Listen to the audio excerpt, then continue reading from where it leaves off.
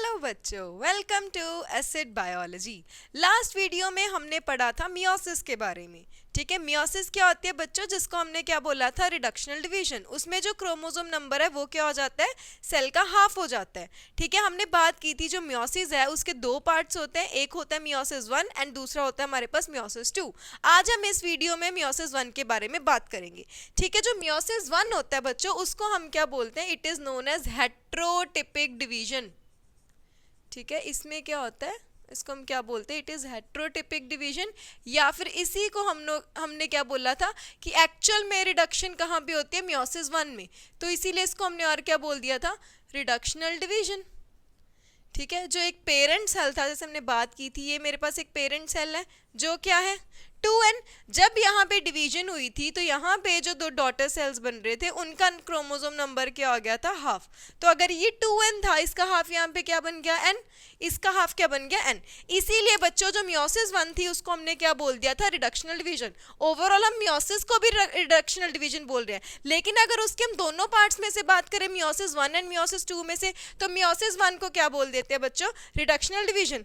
Plus इसको हम क्या बोल रहे हैं, हेट्रोटिपिक, मतलब यहाँ पे जो ये डॉटर सेल्स है वो इस पेरेंट सेल से डिफरेंट बन रही है, क्योंकि पेरेंट सेल कैसा था हमारे पास 2n और डॉटर सेल कैसी बन रही है, हैप्लॉइड, तो उससे डिफरेंट है, इसीलिए हम इसको और क्या बोल सकते हैं, हेट्रोटिपिक डिवीजन। ठीक है, अगर हम बात करते हैं मियोसिस 1 की, जैसे हमने माइटोसिस पढ़ी थी, वहां पे क्या हुआ था, एम फेज में दो डिविजन हो रही थी। पहले क्या हो रही थी, न्यूक्लियस की डिवीजन, जिसको हमने क्या बोला था बच्चों, कैरियोकाइनेसिस, और फिर साइटोप्लाज्म डिवाइड कर रहा था। वैसे हम यहाँ पे बात कर सकते हैं। ठीक है, यहाँ पे भी सबसे पहले क्या हो जाएगी, कैरियोकाइनेसिस। ठीक है, और दूसरी हमारे पास यहाँ पे क्या आ जाएगी बच्चों, दैट इज साइटोकाइनेसिस। तो यहाँ पे भी पहले क्या होगा, न्यूक्लियस डिवाइड करेगा, और अल्टीमेटली हमारे पास क्या होता है, यहाँ पे साइटोप्लाज्म डिवाइड करता है। अब ये जो कैरियोकाइनेसिस है, इसकी भी फर्दर 4 स्टेजेस की बात की थी हमने, प्रोफेज 1। ठीक है, इसको कैरियोकाइनेसिस 1 एंड साइटोकाइनेसिस 1 बोल देते, ताकि उससे हमें ध्यान रहे हम मियोसिस 1 की बात कर रहे हैं। ठीक है, दूसरी हमारे पास कौन सी थी, मेटाफेज 1। ठीक है, थर्ड इज एनाफेज 1। वही सेम स्टेजेस हैं जो हमने मियोसिस में बात की थी। ठीक है, आगे हम देखेंगे डिफरेंस क्या है।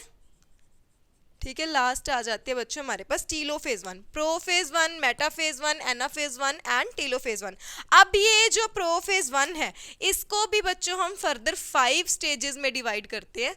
फर्स्ट आ जाती है leptotene, second is zygotene, third is pachytene, fourth is diplotene, और फिफ्थ स्टेज बच्चों हमारे पास कौन सी है, दैट इज डायाकाइनेसिस। ठीक है, यहाँ पे जो हमारे पास प्रोफेज 1 है, इसकी फर्दर 5 स्टेजेस हैं, लेप्टोटीन, जाइगोटीन, पेकिटीन, डिप्लोटीन एंड डायाकाइनेसिस। ठीक है, इसको याद करने के लिए हम एक निमोनिक बनाते हैं, जिसको हम क्या बोलते हैं, लता जरा पानी दे दो। ठीक है, एक लता नाम की लड़की है जिससे हम क्या मांग रहे हैं, पानी। तो एल से क्या आ गया, लेप्टोटीन, जेड से आ गया जाइगोटीन, पी से पेकिटीन, डी से डिप्लोटीन एंड फिर से डी से क्या आ जाएगा, डायाकाइनेसिस। ये 5 स्टेजेस है हमारे पास प्रोफेज 1 की। ठीक है, उसके बाद metaphase 1, anaphase 1, telophase 1 and cytokinesis 1। तो बच्चों चलो सबसे फर्स्ट हम बात करते हैं प्रोफेज 1 की।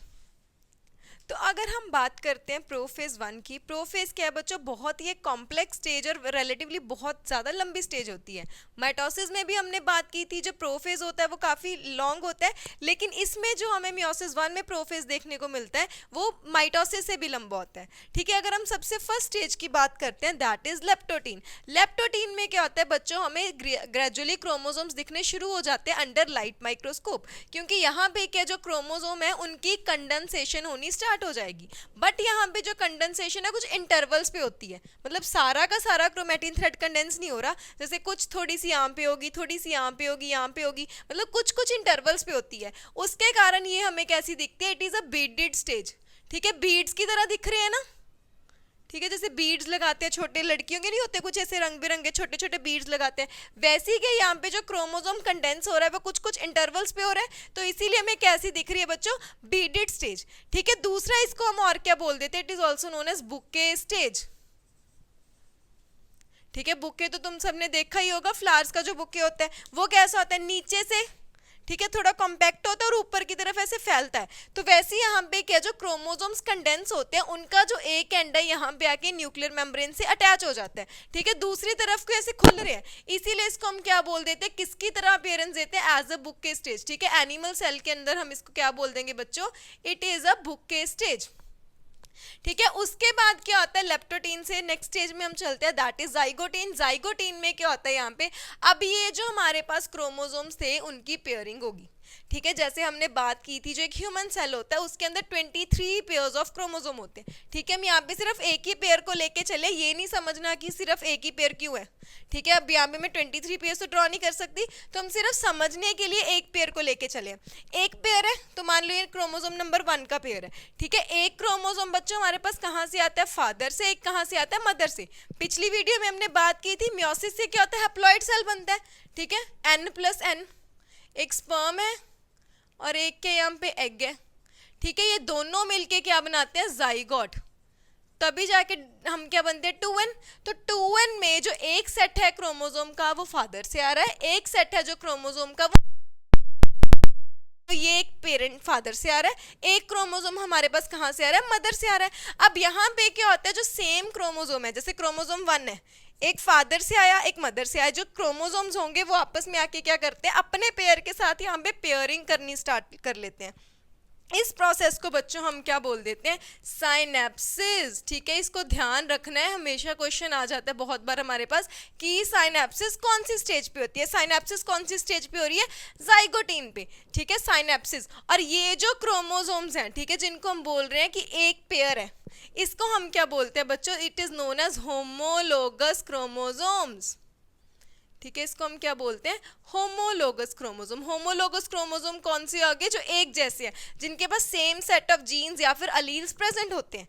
सेम सेट कैसे हैं, क्योंकि एक फादर से आ रहा है एक मदर से आ रहा है, क्रोमोसोम 2 होगा।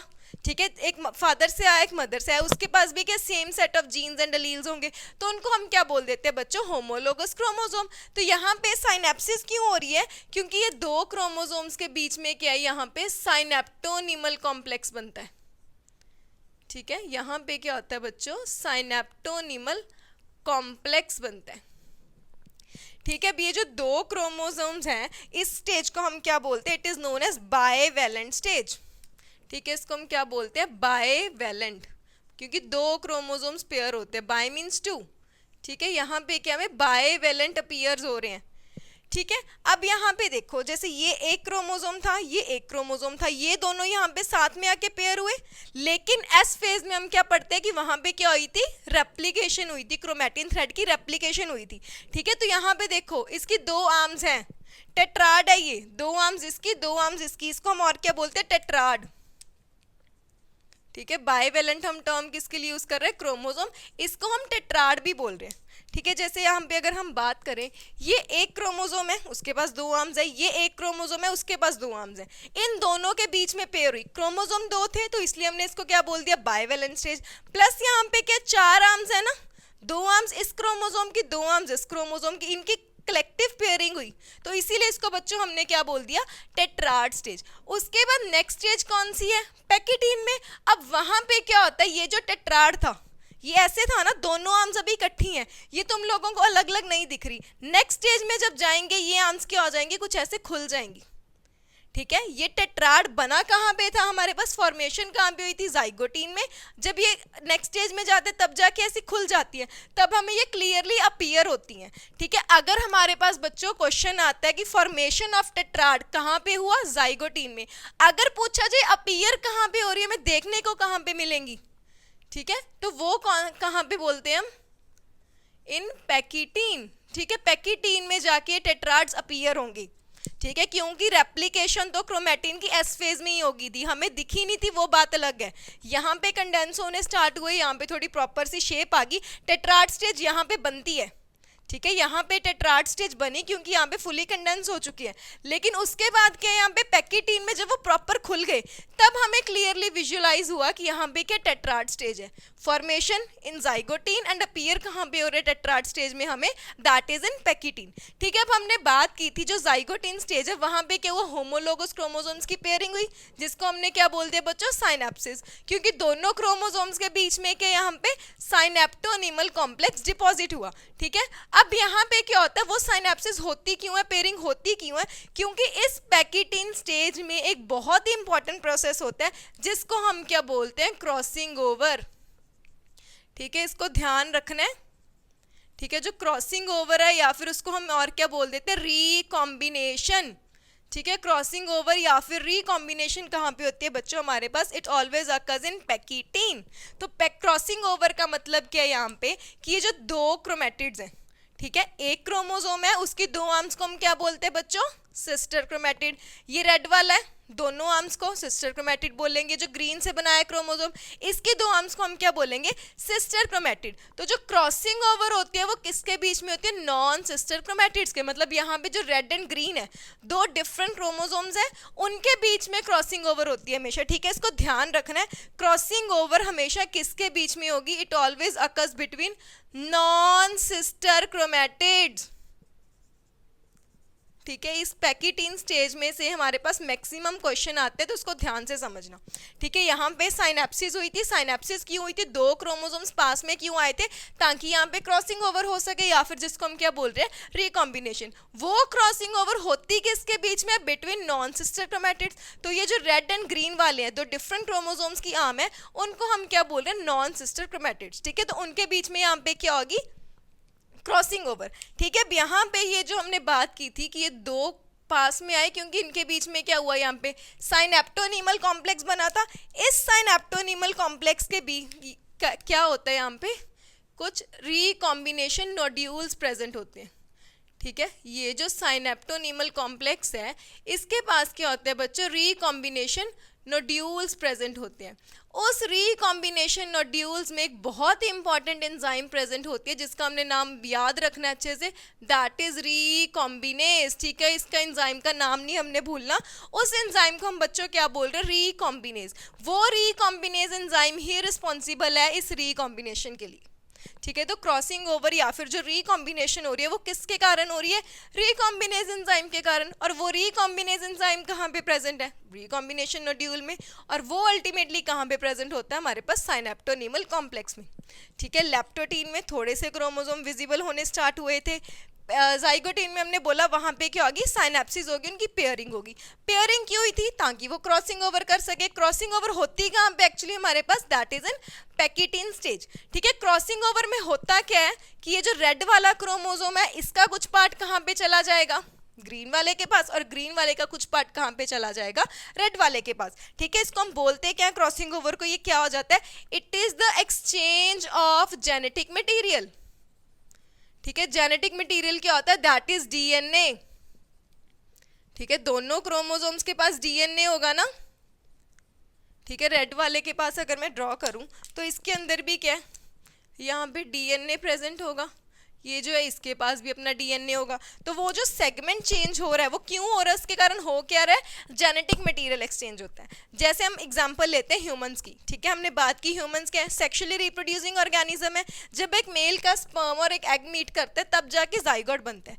अब स्पर्म से क्रोमोसोम एक सेट आया, ठीक है, जाइगोट के पास एक मदर से आया। लेकिन अगर हम उस बेबी की बात करते हैं, वो थोड़े बहुत करेक्टर अपने फादर से लेके आता है, थोड़े बहुत किसके साथ रिजेंबल करते हैं, मदर के साथ। ठीक है, कुछ फीचर्स जैसे बोल देते हैं कि उस बच्चे की आंखें अपनी मदर पे गई हैं। ठीक है, उसके क्या कान पापा पे गए हैं, या फिर उसकी हाइट पापा पे गई है। कुछ करेक्टर्स हम बोलते हैं ना फादर पे हैं, कुछ बोलते हैं मदर पे हैं। पर बच्चे के कुछ करेक्टर्स ऐसे भी होते हैं जो ना मदर पे होते हैं ना फादर पे। तो वो किसके कारण आते हैं, इसी रिकॉम्बिनेशन के कारण। ठीक है, ये रिकॉम्बिनेशन या फिर क्रॉसिंग ओवरिंग इंपॉर्टेंस क्या है, उससे वेरिएशंस आती हैं। ठीक है, जो वहाँ पे बेबी बॉर्न हो रहा है उसके पास कुछ करेक्टर्स तो हैं फादर के, कुछ आए मदर से, पर कुछ अलग भी तो आया जो ना फादर से था ना मदर से था। ठीक है, वो वेरिएशंस किसके कारण आती है बच्चों, that is due to the recombination.